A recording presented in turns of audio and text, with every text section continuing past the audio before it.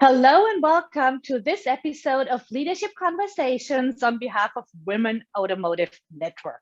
I am your host today. My name is Micha Goebig, and I am a confidence and leadership coach for women in male-dominated industry.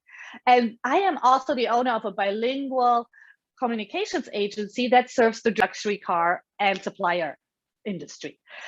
Today, I am very excited to be talking to Kylie Jimenez, who is Senior Vice President, People, Technology, and Corporate Affairs at Toyota Motor Europe.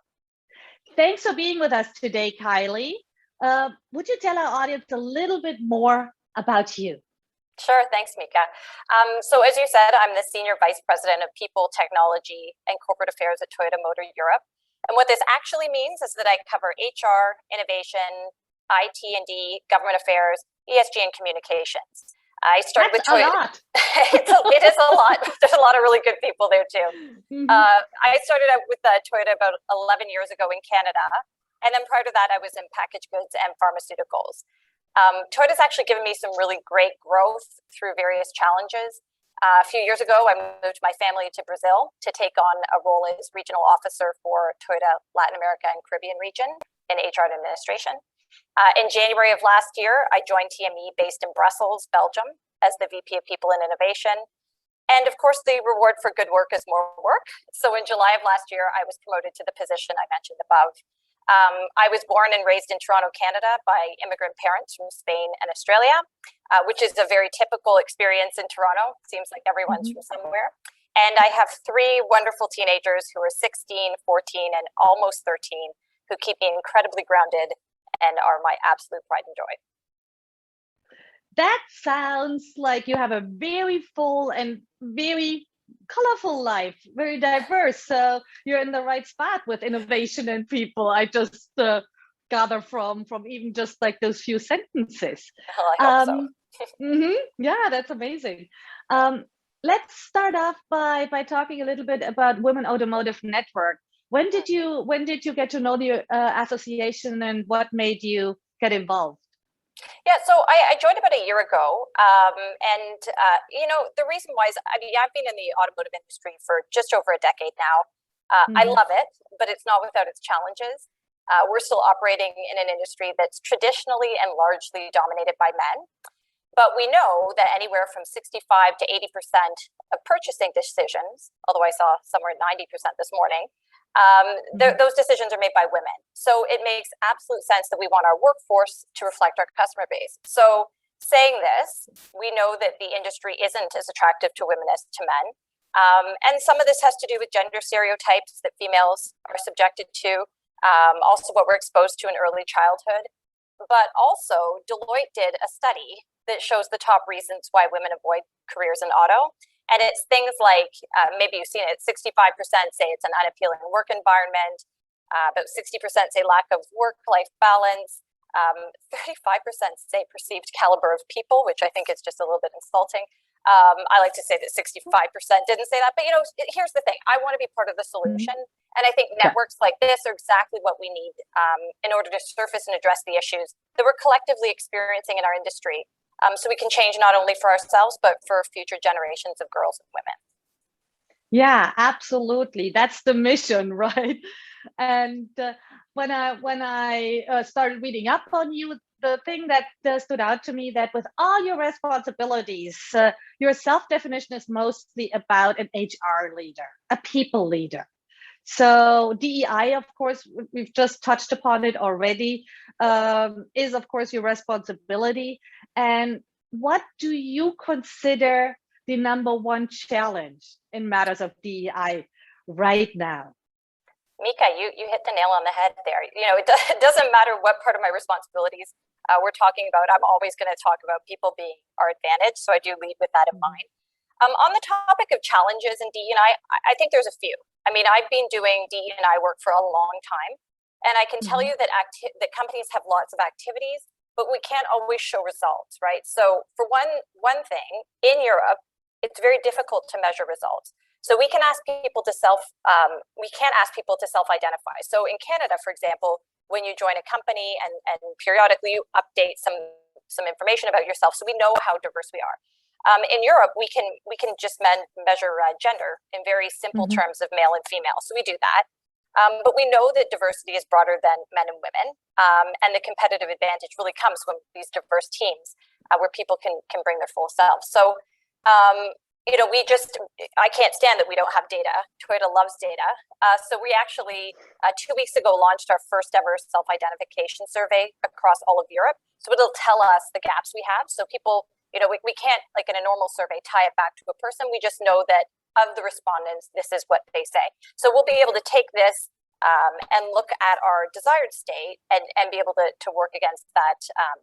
So we know, if the general population has 10% LGBT, for example, and we see that we're at 10%, that's great news. If we have a gap, we know we have some work to do. The other major issue I'll say is that it takes time to see change. So we have really low turnover in our organization, which is good. it's great. It's a really great problem. And it's not like we're going to go to the dominant group and say, sorry, we need to move you so we can achieve this. We don't do that. So we have great programs like sponsorship program, inclusivity 360s, PANI objectives for everybody, individual plans, et cetera, et cetera, et cetera.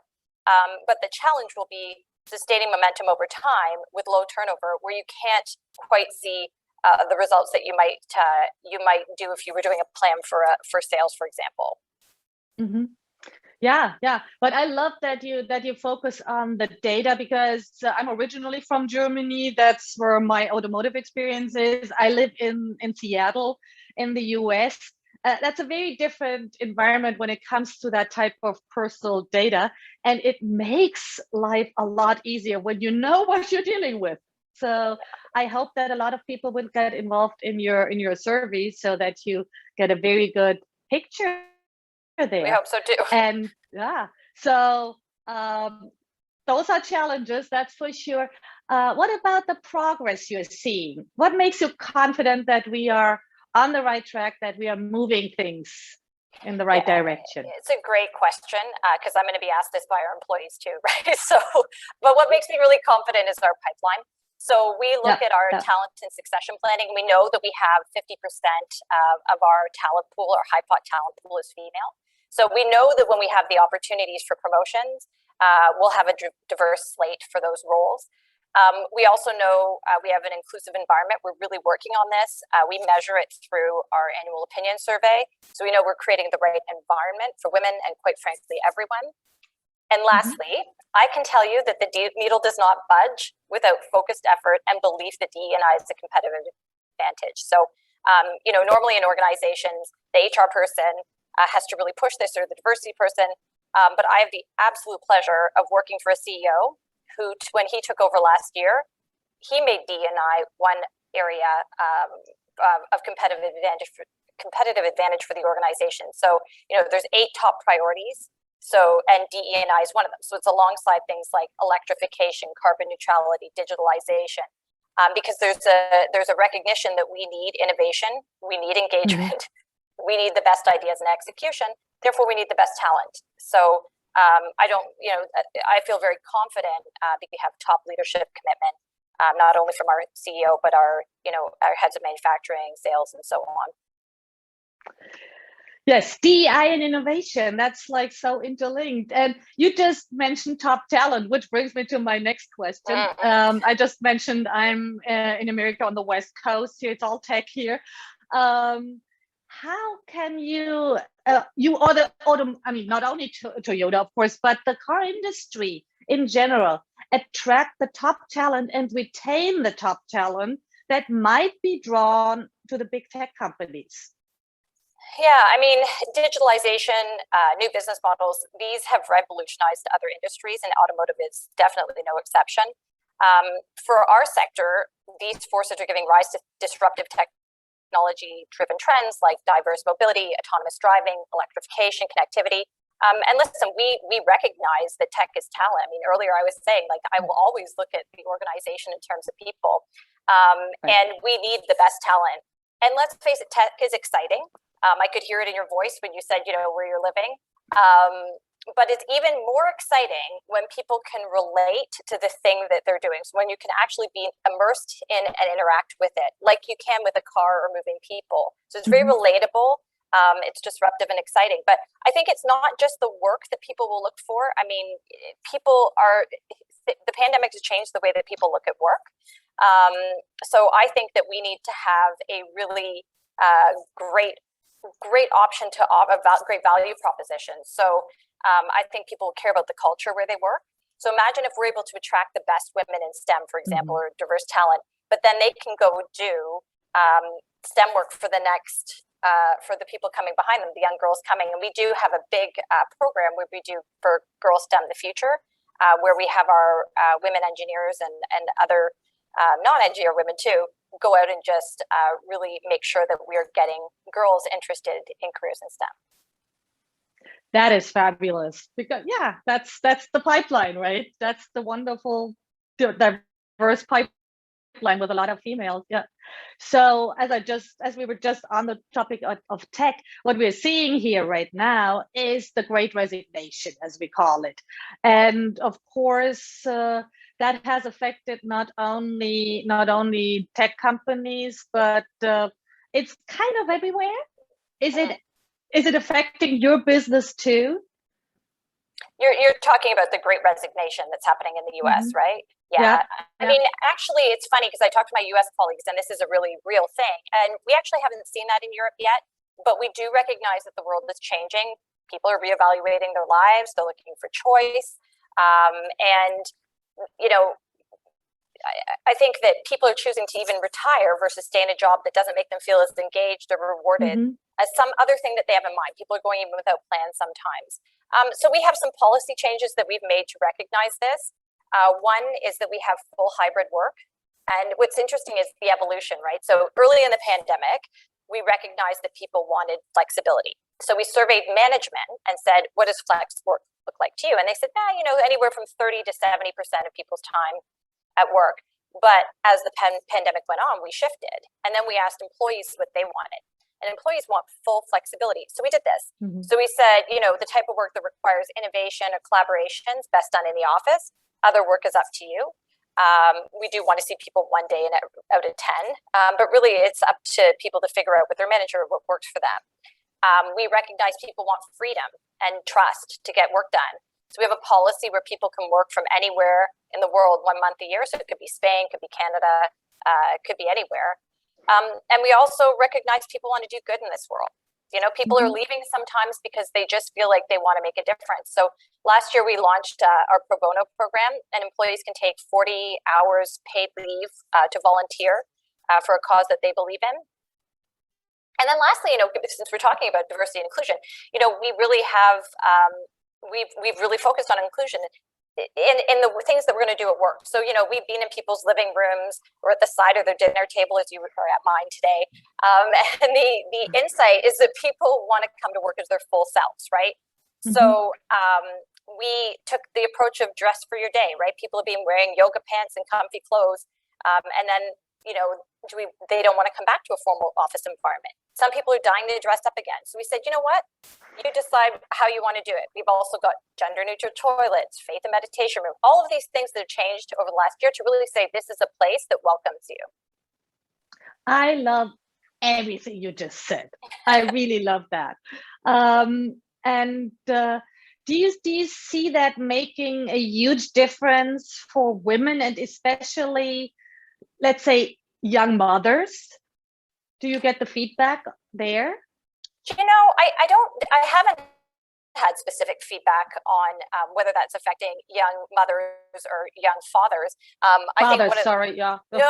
mean, I say that only because, in Belgium, certainly there is a really good balance between gender roles in terms of looking after family, but we know that, it's not like that everywhere. We do have some one great policy that came out of the UK is a menopause. So kind of looking at the other end of the spectrum. So much of the policies we do around flexibility and so forth are for people who are raising children. I think we can all understand that one, but some of these more taboo type of subjects like that, we tend not to talk about. And so we really are trying to make it a great place to work for everybody. That is amazing. We'll have to talk more about that, but not right now because our time is limited. We'll have coffee. I would like to hear a little bit more about yourself, your career. And you have mentioned that in the beginning, your parents are from different countries. They were immigrants in Canada. When you were born, you have worked in a number of countries. Do you feel that this international background is really serving you? Is that an important element in the path towards greater diversity and inclusion? Oh, I mean, absolutely. I think I feel very fortunate, first off, to have the opportunity to live and work in other countries because it can be, I mean, to some people, it can be really exciting to be completely immersed in something foreign and figure it out. In TME alone, though, like just in my regular workplace, we have 68 different nationalities. So this is quite a normal thing for us. But as you pointed out, my parents are from different parts of the world. And, I think growing up, for me, it made me see the whole world as an opportunity versus just Toronto. My first experience working and living in Brazil was really interesting. It's like a crash course in leading diverse teams. You figure it out pretty quickly. Actually, you figure it out pretty quickly, and then you need to speak it slowly but one thing that's really helped me is that Covey principle, which is to, understand to be understood. I think if we really start from that position, if we really respect people, it really doesn't matter what country we're in, we're able to do great work. Absolutely. Respected appreciation, and then you take it from there, right? Do you have a female role model or anybody you admire today? Because I am sure that for many women in your organization, you are a role model. So I was wondering how that looks for you. I mean, I think there's really two types of role models. You have people like Angela Merkel, Ellen DeGeneres, Michelle Obama, like the superstar women. And then you have more tangible, relatable people that you would see in your organization or your industry. Do I think growing up watching Oprah influenced me at the end of the day? Sure. I mean, there was this incredible woman who, was an expert on every topic, built this amazing empire, and seemed to have a knack for discovering every incredible book that's ever been written, right? Truly inspiring. But closer to home, very true. I actually had my mom. My mom was the primary income earner in our home. As I mentioned, my parents were both immigrants. They were a great team together. But my mom is like Crocodile Dundee. And probably for some people listening to this, that's a really old reference. But the short part that you need to take from that is she was fearless.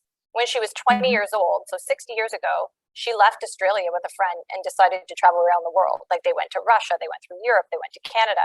And this was the 60s. And for perspective, they traveled by ship, but not by plane.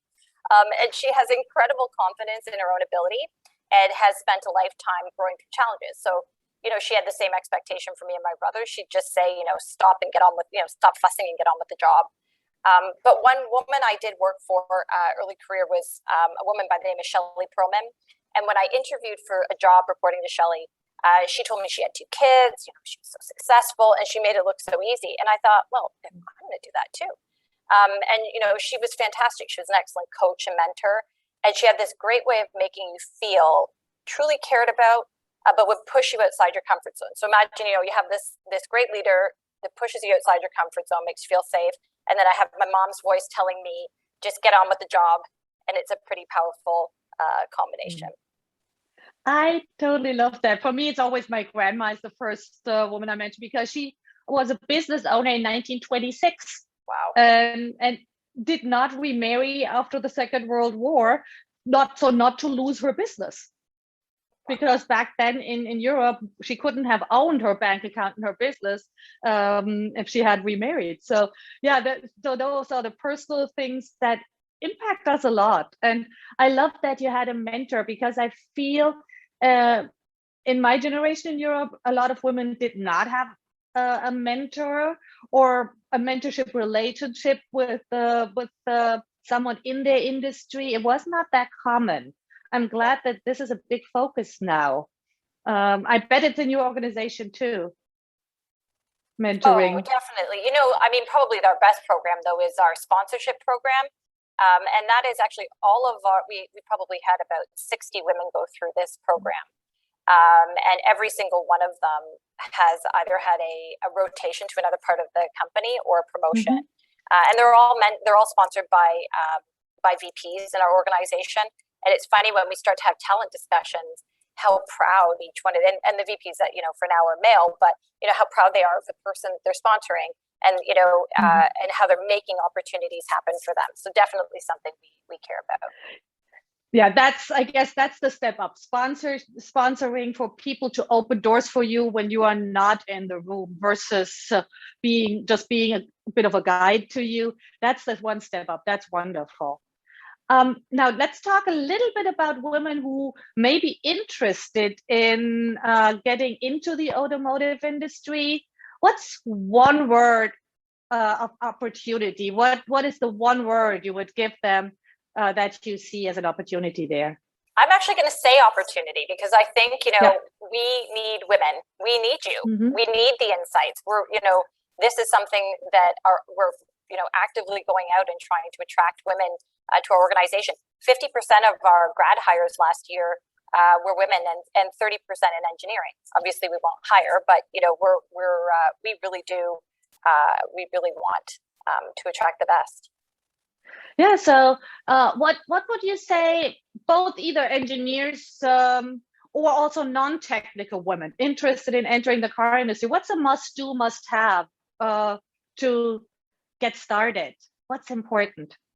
Yeah, I mean, my advice is for anyone who wants to have a successful career, make sure you develop career capital. So be really good at what you do. Now, I can say that, and then I can also tell you at Toyota, you could come in as a really, really great lawyer. And then because we have this rotation program where about 10% of our population moves every year, we have lawyers that are running sales divisions, engineers that are also running a big section of sales in one of the countries. So, be really good at what you do. You need to have some kind of career capital, but make sure people know your work. We had this really fun activity at work last week. So you could sign up for lunch with strangers, right? You bring your lunch, you're paired up with people across the company. And it's a way of making diverse connections you wouldn't have every day. Really cool. But we got on the topic of self-promotion at work. And you can imagine what the group was saying, right? Because self-promotion is disgusting. But I asked about the opposite condition. I said, should your work just speak for itself then? And you can imagine the majority of the group said yes, but that's, that's just not true. So, in addition to being really good, I mean, nobody wants to hear you brag about accomplishments, but people need to know you, they need to trust you, and they need to know what you're capable of. So, go to lunches with strangers, present in a meeting that you might not ordinarily present in, join an employee resource group or somewhere where you can be seen in action. And also get to know people on a personal level, because we like to work with people we trust. So if you've got career capital, people know and can trust you, there's the ticket. Yeah, absolutely. And just let me add this one thing. A lot of women especially seem to think that there's a very fine line between humble and arrogant or bragging. I personally feel it's like an 8-lane highway. There's a lot of room to talk about what you're doing and taking pride in what you're doing without erring on the wrong side of that very wide highway. So I really would encourage women to talk about their achievements and their talents and their passions. So thank you so much. This was so insightful and inspiring. I have one last question. Okay. You have teenagers, so that that puts it in a different framework. What advice would you give your 16-year-old self? Well, I can do this because I have 16-year-old me. That's my daughter. Of course, she doesn't see it that way. But of course not. It would be what my mom did for me. Pack your life full of experiences. Education doesn't need to be in school. Micha, I'm sure your success doesn't come from, just some course that you learned. It's experience, it's curiosity, it's seeing new things. And so, I think it's important to know what's going on in the world, know what people are thinking about, be able to see trends. So, read the news, challenge yourself to try new things, get a job, have diverse connections. I doubt my daughter will ever see this, so I can tell you how proud I am of her. But she loves STEM. Like, here we are talking about getting girls into STEM. And she's taking programming at school, an auto shop. She was it's 7 a.m. First person in line to go get her driver's permit on her 16th birthday. So, while we can't even get her up to go to school on time, what we priorities. Exactly. Well, what we see is when it's something that she wants or what young people want and they're motivated to do it, they do it. And this gives me a lot of confidence in the next generation of girls we have, because they are extremely confident and they'll go after what they want. And so they should. Absolutely. It's a wonderful generation, just seeing them grow up right now and just being they seem to develop self-trust a lot earlier overall. So thank you so much for sharing that. That's super inspiring. I had such a great time talking to you, and I'm sure our audience will have an amazing time watching this. And speaking of audience, if you're watching this and you have a comment to make or a question to ask, please just drop them in the comments and you will get a response ASAP. Kylie, thank you so much for being with us today, and have a great rest of your day. Thank you. Thank you so much. Goodbye. Take care. Goodbye. Bye-bye.